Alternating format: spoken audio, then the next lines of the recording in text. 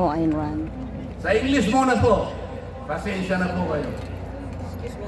When you see that in order to produce, you need to obtain permission from men who produce nothing. When you see that money is flowing from those who deal not in goods, but in favors.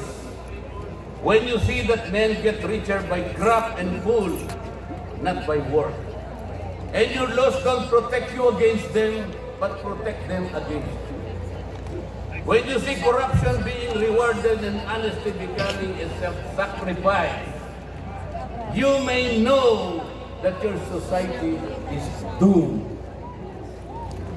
Kapag nakikita po ninyo na para tayo ay mag-produce, ay hindi pa tayo ng permiso sa mga tao, hindi naman nakakapag-produce.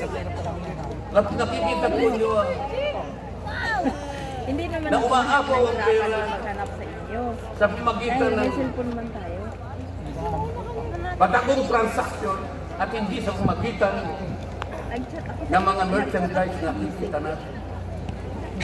At nakikita ninyo yung iba ay lalong nagiging mayaman sa pamagitan ng katiwalian at hindi sa pamagitan ng trabaho. Nag-iba na yung paningin ko. At ang mga batas ninyo, sila ba ang protection na? Hindi ko na At ang batas ninyo ay sila ba ang lumalaban sa inyo? At kapag ang corruption ay ito ang itinataghan, ito ang binibigyan ng reward. Doon ako malapit. At yung katapatan ay ito ay nagiging sakripisyo pang personal. Alam na ninyo na ninyong bipunan ay nasa kapalan.